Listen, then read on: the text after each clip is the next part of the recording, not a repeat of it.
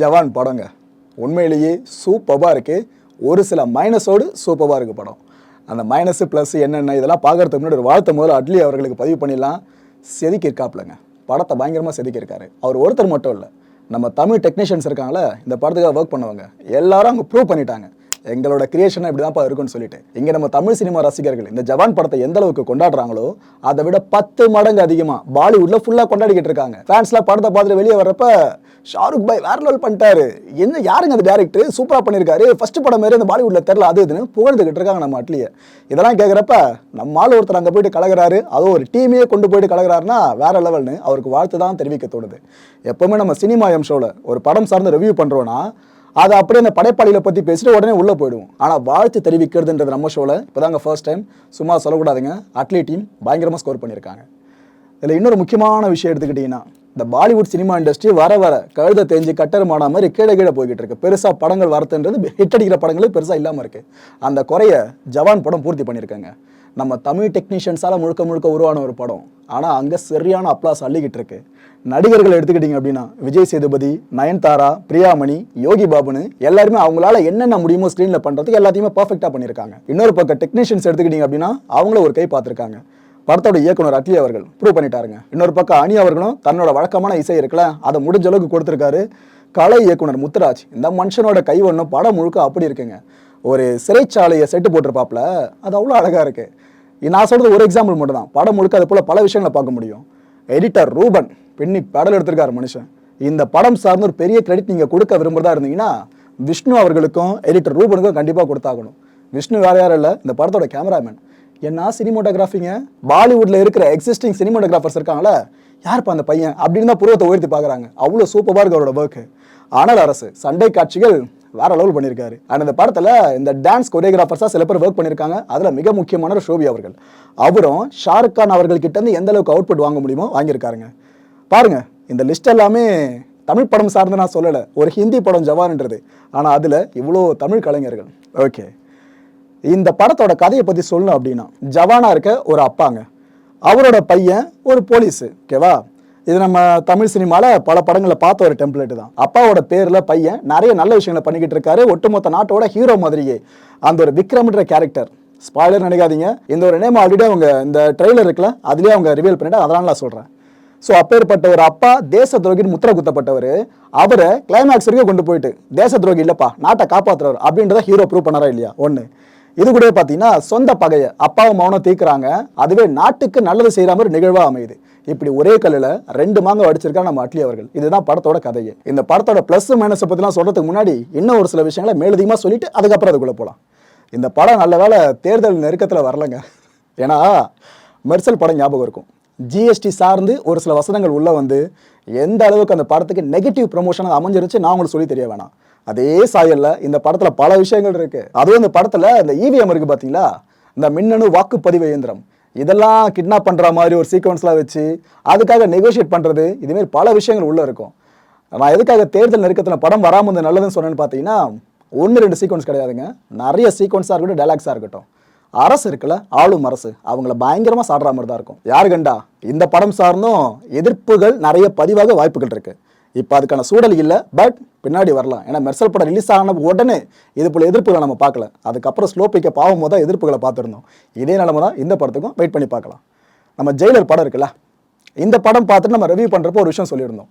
இந்த braking bad and better கால் சால், இந்த 2 சீரீஸ் சார்ந்தோம் நம்ம நெல்சன் அவர்களுக்கு எந்த அளவுக்கு அபிமானம் இருந்துச்சு, அதை படத்தில் அவர் எந்த அளவுக்கு கொண்டு வந்தான்னு பார்த்துருந்தோம். இந்த ஜெயிலர் படத்தோட முன்னோட்ட காட்சிகள் இருக்குல்ல, ப்ரோமோஸாக இருந்தலாம், அதில் கூட பிரேக்கிங் பேடோட டச்சை பார்க்க முடியும். நாம அப்போயே டவுட் போட்டோம், நான்ப்பா முன்னோட்ட காட்சியில் பிரேக்கிங் பேட் டச்சில் அவர் தான் படத்தில் எப்படி இருக்குன்னு. படத்தில் நெல்சன் அதே தாங்க பண்ணியிருந்தாப்புல. இதை பார்த்து நம்ம அட்லி அவர்கள் இன்ஸ்பயர் ஆனாரான்னு தெரியல. நான்ப்பா நெல்சா, பிரேக்கிங் பேடு பெட்டர் கால் சால் ஒரே மாதிரி வர சீரீஸ்லேருந்து நீ இதெல்லாம் எடுக்கிற, நான் அதுமாரிலாம் பண்ண மாட்டேன், மிக்ஸ்டாக தூக்குற மாதிரி அப்படின்னு சொல்லிட்டு மணி ஹேஸ்ட், தெரி, மெர்சல், பிகில், ஆரம்பம், மங்காத்தா, இப்படி சுற்றி சுற்றி போன அவர் பேரரசு வரைக்கும் வந்துட்டு இந்த படத்தை கொடுத்துருக்காருங்க. இந்த ஜவான் படத்தை நீங்கள் எதுக்காக பார்க்க போறீங்களோ இல்லையோ, ஒரு மனுஷனால எப்படி இது முடியுது, இவ்வளோ படங்களை ஒரே படமாக காட்டுறது, இப்போ ஏற்பட்ட ஒரு திறமை இருக்குல்ல, அதை நீங்கள் பார்க்குறதுக்காக கண்டிப்பாக ஜவானை பார்க்கலாம். ஜே தாங்க சொல்லணும். ஏன்னா ஜெயிலரில் சரியான ஹிட்டு கொடுத்தாரு மியூசிக்கில். இப்போ அடுத்த ஜவானில் அனிருத் அவர்கள் இன்னும் பெரிய பாதையை பிடிச்சி போயிட்டு இருக்கணும். இதுக்கு என்னோட மனமார்ந்த வாழ்த்துக்கள். ஏன்ப்பா செய்கிறதெல்லாம் செஞ்சுட்டுனாப்பா போகிற போகல ஆறுதல் பெருசுன்னு கேட்காதீங்க, அப்படிதாங்க இருந்துச்சு, அதனால சொல்கிறேன். ரைட்டு. இந்த படத்தோட பட்ஜெட்டை பற்றி சொல்லணும்னா 220 கோடி ரூபாயில் ஆரம்பிச்சு 300 கோடி ரூபாய் வரைக்கும் அப்படின்னு டாக் இருக்கு. அந்த அளவுக்கு பட்ஜெட்டை படத்தில் செலவு பண்ணியிருக்காங்கன்னு எடுத்துக்கலாம். பட் ஆனால் அதில் எவ்வளோ கோடியை கிளிசரினுக்காக மட்டும் அவங்க செலவு பண்ணாங்கன்னு தெரியல. ஏன்னா படம் முழுக்கவே அழுகாத கேரக்டர்ஸ் யாரான்னு நீங்கள் தேடணும். அந்த அளவுக்கு எல்லா கேரக்டர்ஸும் அழ வச்சிருக்காரு. ஒரு ஃப்ரேம்லையும் கண்ணீர் பார்னு வந்துக்கிட்டே இருக்கும், டைலாகை டெலிவரி பண்ணிகிட்டே இருப்பாங்க, எமோஷனல் சீக்வன்ஸ் அப்படியே கடந்து போயிட்டே இருக்கும். அதாவது பார்க்குற ஆடியன்ஸை நீ அழுன்னு சொல்கிற மாதிரி தான் நிறைய ஃப்ரேம்ஸ் இருக்கும். கிளிசரினுக்கு வேலை அந்த படத்தில் நிறையவே இருந்திருக்கு. இது ஆக்சுவலாக அல்டிமேட்னே சொல்லலாங்க. இம்சை அரசன் படம் பார்த்துருப்பீங்க, அதில் இந்த ஒரு சீக்வன்ஸ் யாரும் மறந்துருக்க மாட்டீங்க. இதே மாதிரி வடிவேல் சாரை கட்டி போட்டு வச்சுருப்பாங்க இந்த செயினில். அப்போ ஒரு கான்வர்சேஷன் நடக்கும் இதே 2 கேரக்டர்ஸ் மத்தியில், அது யாரும் மறந்துருக்க மாட்டோம். இந்த படத்தில் நம்ம விஜய் சேதுபதி நடிச்சிருக்காருல, படத்தில் ஆண்டகனிஸ்டாக அவர் தான் வில்லனு.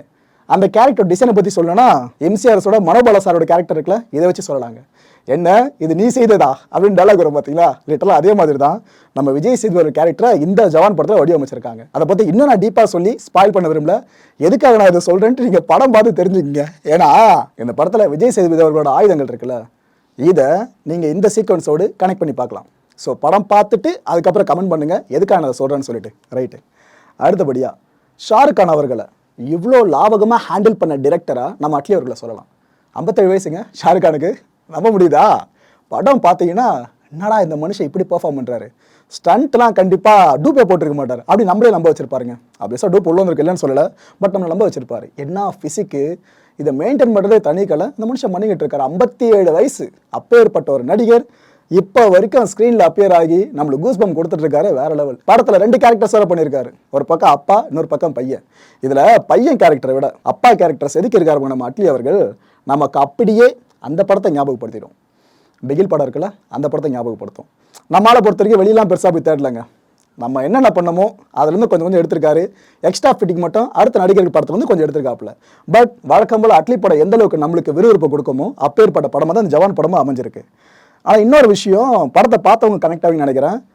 ஷாருக் கான் அவர்களோட ஒவ்வொரு மேனரிசமும் நமக்கு அப்படியே விஜய் அவர்களை ஞாபகப்படுத்துகிற மாதிரி இருந்துச்சு. அட்லி அவர்கள் படத்தில் விஜய் அவர்கள் நடித்தாரும் எப்படி அவரோட பெர்ஃபார்மன்ஸ் இருக்குமோ, டைலாக் டெலிவரி இருக்குமோ, அது முதற்கொண்டு அப்படியே நினைவுபடுத்துகிற மாதிரி இருந்துச்சு.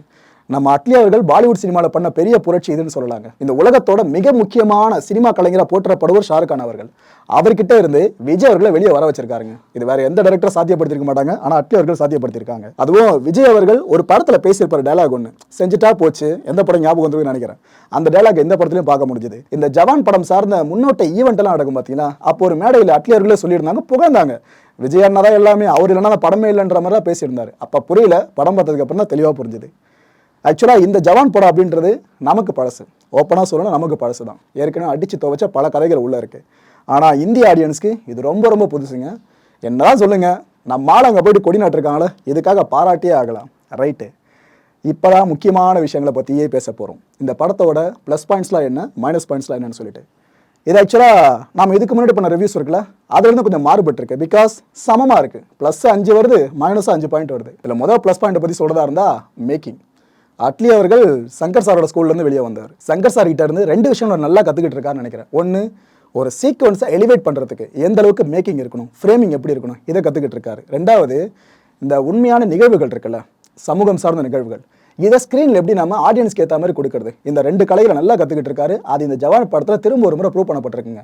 மேக்கிங் பிச்சு பெடல் எடுத்திருக்காருங்க நம்ம அட்லி அவர்கள். அவ்வளோ சூப்பராக இருக்குது. ஒவ்வொரு ஃப்ரேமும் நின்று பேசுது. உங்களுக்கு ஒரு கடத்தில் டவுட்டே வந்துடும், மணிரத்னம் சார் ஒரு ஆக்ஷன் படம் தான் எப்படி இருக்கும், இந்த மாதிரி டவுட் வந்து அப்படி எடுத்திருக்காரு. ரொம்ப நான் அட்லியை உயர்த்தி பேசுகிறேன்னு நினைக்காதீங்க, படம் அந்தளவு பேசுது ஒரு ஃப்ரேமும், அதனால தான் சொல்கிறேன். 2வது ப்ளஸ் பாயிண்ட் என்னன்னு பார்த்தீங்கன்னா, உண்மை நிகழ்வுகள் இருக்குல்ல, இதன் அடிப்படையில் படத்தை முழுக்க உருவாக்கியிருக்காங்க. யோசிச்சு பாருங்க, இவ்வளோ பட்ஜெட்டில் உருவாக்குற படம், இந்தியாவோட பெரிய ஸ்டார் ஷாருக் கான் அவர்கள், அவரை வச்சு எடுக்கிற ஒரு படம். இந்த படத்தை முழுக்க கமர்ஷியலாக கொண்டு போனோம்னா இது போல் ஷாருக் கான் அவர்கள் கிடைக்கிற டேரக்டர்ஸ் எல்லாருமே யோசிப்பாங்க. ஆனால் அட்லி அவர்கள் யோசிச்சிருக்கிறது வேற. கத்தி படம் பார்த்துருக்கீங்களா, முருகதாஸ் அவர்கள் இயக்கத்தில் விஜய் அவர்கள் நடித்த படம். அதில் உண்மை நிகழ்வுகளை படத்தில் காண்பிச்சு அதை அப்படியே கமர்ஷியல் எலிமெண்ட்டாக மாற்றி வேற லெவலில் ஜெயிச்சிருப்பாங்க. இந்த படமும் அப்பேற்பட்ட ஹிட்டாக அடிக்க வேண்டிய படம் தான். பட் ஒரு இடத்துல இந்த திரைக்கதை இருக்குது பார்த்தீங்கன்னா, ஹேண்டலிங், இதில் மட்டும் கொஞ்சம் ட்ராபேக்காகவே தான் கொஞ்சம் பின்னாடி வந்துச்சு படம். மற்றபடி படம் ஒர்த்து தான். இந்த படத்தில் உண்மை நிகழ்வுகளை எதையெல்லாம் போர்ட்ரே பண்ணியிருப்பாங்கன்னு பார்த்தீங்கன்னா, விவசாயிகள் பிரச்சனை. இது நம்ம பல படங்களை பார்த்துருக்கோம். ஸோ அதனால சொன்னால் நம்ம ஆடியன்ஸ்க்கு இது பழசு, ஆனால் பாலிவுட் ரசிகர்களுக்கு இது புதுசுன்னு சொல்லிட்டு. இந்த சொகுசு கார்களுக்கு எந்த அளவுக்கு டேக்ஸ் விதிக்கிறாங்க, டிராக்டருக்கு, விவசாயம் பண்ண பயன்படுத்துகிற டிராக்டருக்கு எந்த அளவு டேக்ஸ் விதிக்கிறாங்க, எதுக்கு டாக்ஸ் அதிகமாக இருக்கணும் கம்மியாக இருக்கணும், ஆனால் இங்கே எப்படி இருக்குது, இந்த அளவு முரண்பாடு ஏற்பட என்ன காரணம், அது இதுன்னு இந்த விஷயத்தை பற்றி டீட்டெயிலாக காண்பிச்சிருக்கார் அட்லி அவர்கள். இன்னொன்று, இந்த நார்த்து சைடில் ஒரு பெரிய நியூஸ் சில மாதங்களுக்கு முன்னாடி பயங்கரமாக வளம் வந்துச்சு, பல ஆண்டுகளே போயிட்டு இருக்க நியூஸ் வேறு அது. அதாவது மருத்துவமனைகளில் போதிய வசதிகள் கிடையாது. இல்லை கொடுமலை என்னன்னா நாங்கள் அப்போ கவர் பண்ணிட்டு இருந்தோம், இந்த முன்னாடி நாங்கள் சேனலில் ஒர்க் பண்ணிட்டு இருக்கோம் சேட்டலைட் சேனலில். இந்த குழந்தை பிறக்குதில்லைங்க, அந்த குழந்தைய ஹாஸ்பிட்டலில் பத்திரமா வச்சுக்கிறது கூட இடம் இருக்காது. பெருச்சாளி கடிச்சு இறந்த குழந்தைங்க இருக்குது, நம்ப முடியுதா? ஆக்சிஜன் பற்றாக்குறையால் பல பேர் உயிரிழந்த நிகழ்வுகள் இப்போ வரைக்கும் பல ஹாஸ்பிட்டலில் நடந்துகிட்டு இருக்கு, குறிப்பாக நார்த் சைட்லாம் பார்த்தீங்கன்னா. அப்பேற்பட்ட விஷயங்களை தோலுரிச்சு காண்பிச்சிருக்காரு படத்தில். நான் சொன்னது வெறும் ரெண்டு விஷயங்களை பற்றி மட்டும்தான். இது மாதிரி படத்தில் நிறைய எலிமெண்ட் உள்ள இருக்குங்க. இது ஒரு கட்ஸ் வேணும், இவ்வளோ பெரிய ஸ்டாரை வச்சு இது போல விஷயங்களை ஸ்க்ரீனில் சொல்கிறப்ப மக்களுக்கு அது ஈஸியாக கன்வே ஆகும். அந்த டாஸ்க்கை அட்லி அவர்கள் பர்ஃபெக்டாக பண்ணி முடிச்சிருக்காரு. ஸோ ரியல் இன்சிடென்ட்ஸை பேஸ் பண்ணி பல காட்சிகள் வடிவமைச்சிருக்கிறது படத்துக்கு பெரிய கை கொடுக்கறதா அமைஞ்சிருக்கு. மூணாவது ப்ளஸ் பாயிண்ட் பார்த்தீங்கன்னா ஷாருக் கான் அவர்களோட இமேஜ். நான் சொல்கிற விஷயத்தை யோசிச்சு பாருங்க, ஜெயிலர் படம் எதுக்காக இவ்வளோ ஹிட் அடிச்சது, அந்த அளவுக்கு படத்தில் விறுவிறுப்பு குறையாமல் இருந்துச்சா, அவ்வளோ சூப்பராக இருந்துச்சா, யோசிச்சு பாருங்க. மிக முக்கிய காரணமே ரஜினிகாந்த் சாரோட இமேஜ் தான். இதே மாதிரி இந்த படம் இந்த அளவுக்கு பேசப்பட பிரதான காரணம் ஷாருக் கான் அவரோட இமேஜ். அதை அட்லி அவர்கள் கரெக்டாக பயன்படுத்தியிருக்காங்க. நாலாவது ப்ளஸ் பாயிண்ட் பார்த்தீங்கன்னா டப்பிங்க. நான் அடித்து சொல்கிறேன், படம் பார்த்து முடிக்கிற வரைக்கும் தமிழ் படம் மாதிரி நீங்கள் ட்ராவல் பண்ணிட்டு இருப்பீங்க, ஆனால் அது ஒரு ஹிந்தி படம். லிப்ஸிங்க்கு ஏற்ற மாதிரி டப்பிங்கை நீங்கள் சேஞ்ச் பண்ண முடியும், ஆனால் அந்த ஃப்ரேமை உங்களால் அதுக்கேற்ற மாதிரி லாபகமாக ஹேண்டில் பண்ண முடியுமா? இந்த ஃப்ரேமில் லிப்ஸிங் எப்படி வந்தால் வெளியே ஆடியன்ஸ் கண்டுபிடிச்சிருவாங்க, அதனால் நம்ம இந்த ஃப்ரேம் ஆங்கிளை மாற்றலாம், இது போல் யோசிச்சு பண்ண முடியுமா? இது வரைக்கும் அட்லி அவர்கள் யோசிச்சிருக்காருங்க. அதுவும் படத்தில் ஒரு கேரக்டருக்கு டப்பிங் கொடுத்துருப்பாப்புல நம்ம விடிவி கணேஷ் அவர்கள். சொன்னால் நம்ப மாட்டீங்க, தேட்டரில் அப்ளாஸ் பறந்துச்சு பாருங்க. அவர் மினிஸ்டர் கேரக்டர் ஆக்சுவலாக அவரோட குரலாக நம்ம விடிவி கணேஷ் அவர்கள் குரல் ஒழிக்கிறப்ப என்ன சிரிப்புன்றீங்க தேட்டரில். அப்போ தான் தெரியுது தலைவர் விடிவி கணேஷுக்கு தனியாக ஒரு 10 படம் கூட ஹீரோ வச்சு பண்ணலாம் போல இருக்குப்பா, அந்தளவு ஸ்கோப் இருக்குன்னு சொல்லிட்டு அவரோட வாய்ஸுக்கு இவ்வளோ ஃபேன்ஸ் இருக்காங்க தமிழ்நாட்டில். அஞ்சாவது மிக முக்கியமான ஒரு ப்ளஸ் பாயிண்ட் பார்த்தீங்கன்னா ஆஸ் யூஷுவல் நம்ம டெக்னீஷியன்ஸ் கலைக்கிறத தான் சொல்லணும். சண்டை காட்சிகள் அனலரசு செதுக்கிட்டாப்புலங்க. ஒரு சண்டை காட்சியும் அவ்வளோ ரியலிஸ்டிக்காக இருக்குது. ஒளிப்பதிவு முதல்ல சொன்ன மாதிரி தான் நம்ம விஷ்ணு அவர்கள் பின்னி படம் எடுத்துட்டாரு. கலை இயக்கம் முத்துராஜ் அவர்களும் தன்னால் முடிஞ்ச பங்களிப்பை படத்துக்கு முழுமையாக கொடுத்துருக்காரு. அதுவும் இதில் முத்துராஜ் அவர்களை பற்றி ஒரு விஷயம் சொல்லியே ஆகணும். ஒரு கலை இயக்குனர்கிட்ட போயிட்டு, சார் ஒரு 3 லொக்கேஷன் வேணும் சார், அந்த 3 லொக்கேஷனில் எனக்கு இது போல வேணும் சார் ஆர்ட் டைரக்ஷன் அப்படின்னு கேட்டாங்கன்னா அவங்க அதை ஈஸியாக போட்டு கொடுத்துருவாங்க. அதே 3க்கு பதிலாக சார் ஒரு 9 லொக்கேஷன் தேவைப்படும் சார், இவ்வளோ கிராண்டராக வேணும் சார், இதெல்லாம் டாஸ்க்கை கொடுத்துட்டு அவர் டேரக்டர் எதிர்பார்க்கறத கொடுக்கறது பெரிய டாஸ்க்குங்க. அதை முத்துராஜ் அவர்கள் இந்த படத்தில் பர்ஃபெக்டாக பண்ணி கொடுத்துருக்காரு. ஸோ இதனால தான் முதலே சொன்னேன், நம்ம தமிழ் சினிமா டெக்னீஷியன்ஸ் இருக்காங்களே அவங்க பாலிவுட்டில் மிகப்பெரிய அளவுக்கு தேடப்படுற டெக்னீஷியன்ஸாக மாறுவாங்க. Mark my words. இந்த படத்தோட ப்ளஸ் பாயிண்ட்ஸை பற்றி ஃபுல்லாக பார்த்துட்டோம். அடுத்தபடியாக மைனஸ் பாயிண்ட்ஸ் எடுத்துக்கிட்டிங்கன்னா 5 கண்ணில் மாட்டுதுங்க. முதலே சொல்லிடுறேன், நான் இந்த படத்தை விமர்சகரா அந்த பெர்ஸ்பெக்டிவ்ல பார்க்குறப்ப மட்டும் தான் எனக்கு இந்த 5 மைனஸ் பாயிண்ட்ஸை தெரிஞ்சது. ஜென்ரலான ஆடியன்ஸாக நீங்கள் உள்ளே போய் பார்த்தீங்கன்னா இதெல்லாம் பெரிய மைனஸ் பாயிண்ட்டாக தெரியாது. நான் அதையெல்லாம் சொல்லிட்டு டிஸ்க்ளைமரோட ஆரம்பிக்கிறேன். முதல் மைனஸ் பாயிண்ட் தெரிஞ்ச என்னென்னு பார்த்தீங்கன்னா லாஜிக் சுத்தமாக இருக்காது. அதாவது ஜெயிலிருந்து வெளியே வர்றது உள்ளே போகிறதுலாம் அவ்வளோ ஈஸியாக காண்பிச்சிருப்பாங்க. பியூரோக்ராட்ஸ்லாம் இருக்காங்க பார்த்தீங்களா, அவங்களாம் ஒன்றுமே இல்லைன்ற மாதிரி காமிச்சிருப்பாங்க. போலீஸே இல்லையாப்பா நாட்டில், இந்த ஒரு பிம்பமும் உங்களுக்கு தோற்றுவிக்கப்படும் இந்த படம் பார்க்குறப்ப. இது போல் வரும் ஒரு அமைச்சராக 5 நிமிஷத்துக்குள்ளே இந்த இடத்துக்கு வர வைக்க முடியுமா? ப்ரோட்டோக்கால்லாம் அவ்வளோ ஈஸாவாக இருக்குது. இது போல் விஷயங்களும் ஞாபகத்துக்கு வரும். ஸ்டேட் கவர்மெண்ட் சென்ட்ரல் கவர்மெண்ட்லாம் என்ன பண்ணிட்டு இருக்காங்க, இந்த கேள்வி மனசில் வரும். இந்த மாதிரி லாஜிக் ஓட்ட படத்தில் பெருசாக இருக்குது. இதை தவிர்க்கணும்னு சொல்ல வரல, பட் படத்தில் நீங்கள் லாஜிக் எதிர்பார்த்து போனீங்கன்னா ஏமாற்றம் தான். ஏன்னா ஓரளவுக்கு லாஜிக் கூட காமிச்சிருக்கலாம், பட் படத்தில் அது கூட கிடையாது. ரெண்டாவது மைனஸ் பாயிண்ட் பார்த்தீங்கன்னா நம்ம விஜய் சேதுபதி அவர்கள் இருக்காங்களே, இவரை காமெடி கலந்த வில்லனாக காமிச்சிருப்பாங்க. அது ஒரு கட்டத்தில் பார்க்குறப்ப ப்ளஸ் பாயிண்ட் மாதிரி தெரிஞ்சாலும் ஒரு வில்லன் கேரக்டர் எந்த அளவுக்கு ஸ்ட்ராங்காக இருக்கோ அதை பேஸ் பண்ணி தான் ஹீரோ கேரக்டர் ஒரு படி மேலே டிசைன் பண்ணப்பட்டிருக்கணும். அதாவது ஆரம்பத்திலிருந்து வில்லனை ஃபுல்லாக ஸ்ட்ராங்கான ஒரு கேரக்டராக போட்டு பண்ணிட்டு கடைசியில் ஹீரோ எப்படி ஒரு ஜெயிக்க போகிறான்றதா க்யூரியஸாக இருக்கும். இந்த படத்தில் அது மிஸ் ஆச்சுங்க. காமெடி கலந்த வில்லன் மாதிரி நம்ம விஜய் சேதுபதியில் பார்க்கும்போது சரி என்ன கடைசியில் ஹீரோ அடிச்சு தோச்சிட்டு போகிறாரு, இதை தான் நம்ம நினச்சோம். ப்ரெடிக்ட் பண்ணுற சீக்வன்ஸ் அடுத்து வரா மாதிரி இருந்துச்சு. இந்த கேரக்டரும் அப்படி தான் வலுவிழந்து போயிடுச்சுங்க. மூணாவது மைனஸ் பாயிண்ட் பார்த்தீங்கன்னா பாடல்கள். என்னதான் அனிருத் அவர்கள் மியூசிக்காக இருந்தாலும் படத்தோட விறுவிறுப்பை குறைக்கிற மாதிரி பாடல்கள் பிளேஸ்மெண்ட் அமைஞ்சிருந்துச்சு, அதை கொஞ்சம் தவிர்த்திருக்கலாம். நாலாவது மைனஸ் பாயிண்ட் பார்த்தீங்கன்னா நம்ம அணி அவர்களோட படங்கள்லாம் எடுத்துக்கிட்டிங்கன்னா பிஜிஎம்ல ஸ்கோர் பண்ணிக்கிட்டே இருப்பாப்புல, பயங்கரமாக ஸ்கோர் பண்ணுவார். சேஞ்ச் ஓவர் வந்துட்டே இருக்கும். ஒரு வாட்டி வந்த தீம் அதுக்கப்புறம் முக்கியமான இடத்துல மட்டும் தான் பிளேஸ் பண்ணுவார். அதுக்கு நடுவில் பார்த்தீங்கன்னா மாற்றி நிறைய மியூசிக் நம்ம கேட்போம். ஆனால் இந்த படத்தில் ஆரம்பத்தில் நீங்கள் என்ன தீமை கேட்குறீங்களோ என்ன மியூசிக்கை கேட்குறீங்களோ பிஜிஎம்ல அதுதான் கடைசி வரைக்கும் கேட்பீங்க. இந்த படத்தை பொறுத்த வரைக்கும் அணி அவர்கள் பெருசாக நிறைய சேஞ்ச் ஓவர்ஸை மியூசிக்கில் கொண்டு வராத மாதிரி எனக்கு தோணுச்சு. அஞ்சாவது மைனஸ் பாயிண்ட் பார்த்தீங்கன்னா அதீத அழுகை காட்சிகள். சென்டிமெண்ட் இருக்கலாம், ஏன்னா அட்லியோட படம் கண்டிப்பாக அதை எதிர்பார்ப்போம். அதுக்கு இந்த அளவாங்க கண்ணீர் வடிந்து கடல் சேர்ந்தால் எப்படி இருக்குமோ லிட்டரல் அப்படிதான் இருந்துச்சு. நிறைய எமோஷனல் காட்சிகள். புஷ் பண்ணுறாங்க ஆடியன்ஸ், அழு அழு அழு நீ அழுதே ஆகணும்னு சொல்லிட்டு. ஆனால் பெருசாக கனெக்ட் ஆகலை. இதுதான் உண்மை. ஏன்பா 5 மைனஸ் 5 ப்ளஸ் சொல்கிறேன் அப்படின்னா படத்தை பார்க்கலாமா வேணாமான்னு கேட்டிங்கன்னா கண்டிப்பாக பார்க்கலாங்க. ஒர்த்தான ஒரு படம். இந்த தன்னம்பிக்கை இருக்குல்ல அட்லி அவர்களுக்கு, இதுக்கான ஒரு சான்றிதழாக இந்த படத்தை நம்ம பார்க்கலாம். சாதாரண விஷயம் இல்லைங்க. சினிமாவில் சாதிக்க துடிக்கிற ஒரு நபர் உள்ள ஒரு படம் பண்ணி ஜெயிக்கிறது பெரிய விஷயம். ஒரு படம் பண்ணி ஜெயிச்சுட்டு அடுத்தடுத்த ஹிட்ஸை கொடுத்துட்டு அப்படியே இன்னொரு இண்டஸ்ட்ரி பாலிவுட் இண்டஸ்ட்ரி போயிட்டு அங்கேயே முதல் படத்துல கொடி நாட்டுறதுலாம் பெரிய விஷயம். யாருக்கு தெரியும்? ஆழ்வார்பேட்டோட அந்தேரி பயணம் இப்போ நம்ம அட்லிக்கு. இந்த அந்தேரி அதுக்கப்புறம் ஹாலிவுட் பயணமாக மாறினாலும் ஆச்சரியப்படுறது கிடையாது. இந்த அளவுக்கு தன்னம்பிக்கையோட ஒரு மனுஷன் உழைச்சாருன்னா எந்த அளவுக்கு வெற்றி பெற முடியுன்றதுக்கு அட்லி ஆகச்சிறந்த சான்று. முழுக்க முழுக்க தான் சார்ந்த வேலையில் ஒருத்தன் ஃபுல்ஃபில்லாக இருந்தாருன்னா இதுதான் ரிசல்ட்னு அட்லி அவர்கள் நம்ம எல்லாருக்குமே உணர்த்திருக்காருங்க. ஸோ இந்த படத்தை கண்டிப்பாக நீங்கள் தேட்டரில் போய் பார்க்கலாம். முகம் சுழிக்கிற மாதிரி காட்சிகள் எதுவுமே படத்தில் கிடையாது. தாராளமாக குடும்பத்தோடு பார்க்கலாம். அண்ட் மோரோவர் இந்த கான்டென்ட்டை பொறுத்த வரைக்கும் சினிமா ரசிகர்கள் சிந்திக்க வேண்டிய மிக முக்கியமான விஷயம் என்னன்னு பார்த்தீங்கன்னா, முன்பொரு காலத்தில் இந்த பாலிவுட் சினிமா இண்டஸ்ட்ரியில் இருக்கவங்களாம் சவுத் இந்தியன் சினிமா இண்டஸ்ட்ரி இருக்குது பார்த்தீங்களா, இது ஒரு மாதிரி பார்த்துக்கிட்டு இருந்தாங்க. நாம தான் திறமையில மிதமிஞ்சி இருக்கோம், நாம தான் பட்ஜெட்டில் அதிகமாக போட்டு படத்தை எடுக்கிறோம், நம்ம படைப்பு தான் பெஸ்ட்டுன்னு சொல்லிட்டு. ஆனால் இப்போ இந்த பாலிவுட் டைனோசர் இருக்குல்ல, அது அப்படி இந்த சவுத் இந்தியன் சிங்கங்களை பார்த்து திரும்பி இருக்கு. என்ன புதுசு புதுசாக ஏதோ பண்ணுறாங்க, பரவாயில்லையே, டெக்னீஷியன்ஸ்லாம் பயங்கரமாக இருக்காங்க போல இருக்கு, ஆக்டிங்கை வேற லெவலில் பர்ஃபார்மன்ஸ்லாம் ஹெவியாக பண்ணிக்கிட்டு இருக்காங்க, நாம யூஸ் பண்ணிக்கலான்னு இப்போ ஒவ்வொருத்தராக இங்கேருந்து கொத்த ஆரம்பிச்சிருக்காங்க. இதோடு நின்றாதீங்க. இதுக்கப்புறம் சவுத் இந்தியாவிலேருந்து நிறைய கலைஞர்கள் பாலிவுட்டில் கால் பதிக்க தான் போகிறாங்க. அது தடமாக மாறதான் போகுது. இந்த வாழ்த்துக்களை பதிவு பண்ணிட்டு நிகழ்ச்சியை முடிக்கிறேன். அடுத்த நிகழ்ச்சியை சந்திக்கலாம். நன்றி, வணக்கம்.